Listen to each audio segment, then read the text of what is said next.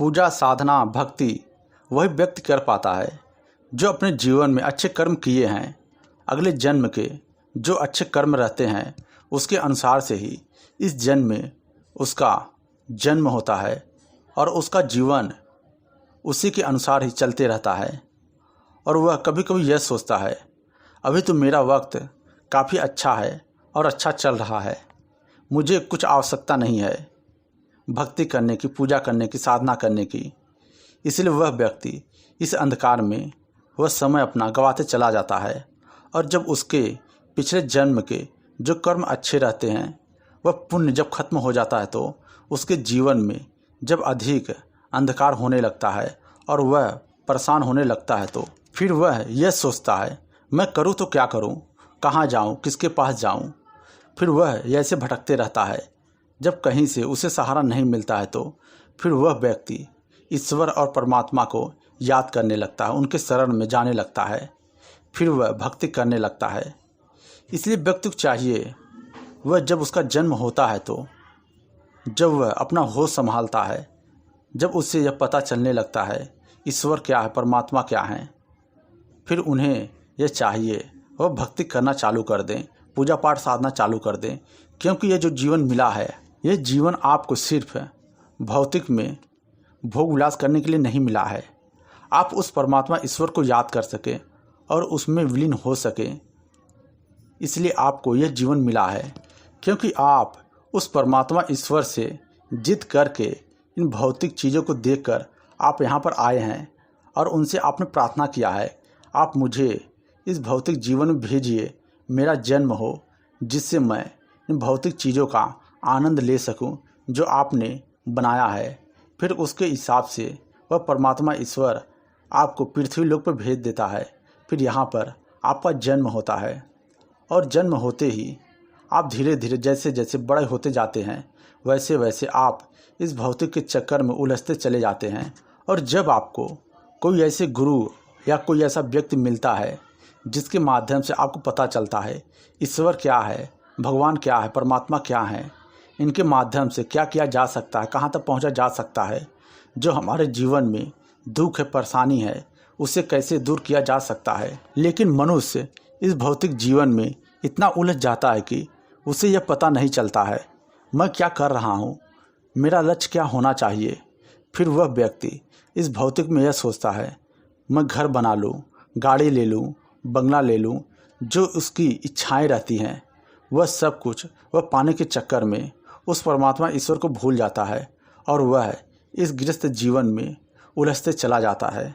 और उस समय अगर आपको कोई गुरु मिलते हैं या फिर ऐसा कोई व्यक्ति मिलता है और आपको कहता है आप इतने बड़े हो गए हैं, आपके पास सब कुछ है, आप कुछ भक्ति कर लीजिए जिससे आपकी मुक्ति हो सके, आपको मोक्ष की प्राप्ति हो सके, इसलिए आप भक्ति कर लीजिए। लेकिन वह व्यक्ति इन बातों को अनदेखा कर देता है।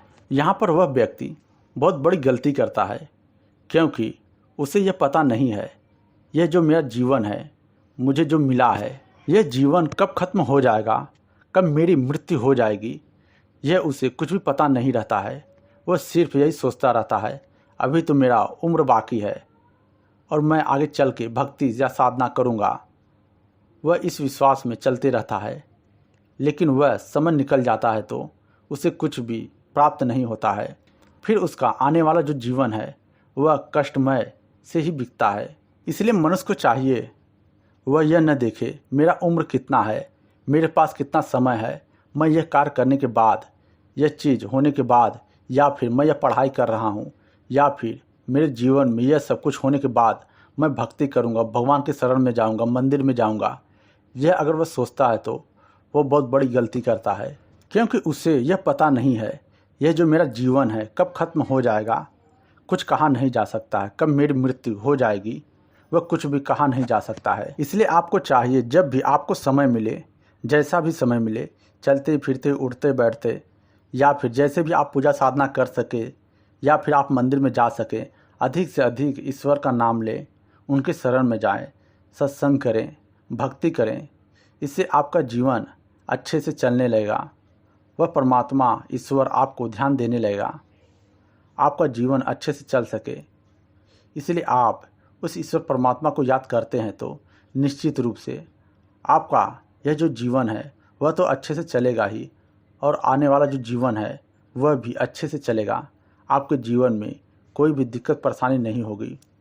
और अगर नहीं करते हैं तो जैसे कई आपके जीवन में कष्ट आएंगे, परेशानी आएंगी, आप सोच भी नहीं सकते हैं। इसलिए अगर आप ईश्वर की भक्ति करते हैं तो वह ईश्वर परमात्मा आपको देखता है, यह मेरा भक्ति कर रहा है, मेरे ऊपर आधारित है, चौबीसों घंटा मेरा नाम लेते रहता है। फिर वह ईश्वर परमात्मा आप पर ध्यान देने लगते हैं। आपकी जो इच्छाएं रहती हैं वह पूरा करने में वह मदद करने लगते हैं, क्योंकि आपको पता नहीं है आपने क्या कर्म ऐसे किए हैं जो आपके जीवन में दुख और परेशानी है और जिसकी वजह से आप भोग रहे हैं। अगर ईश्वर परमात्मा को याद करते हैं तो, पूजा साधना करते हैं तो वह आप पर ध्यान देने लगते हैं।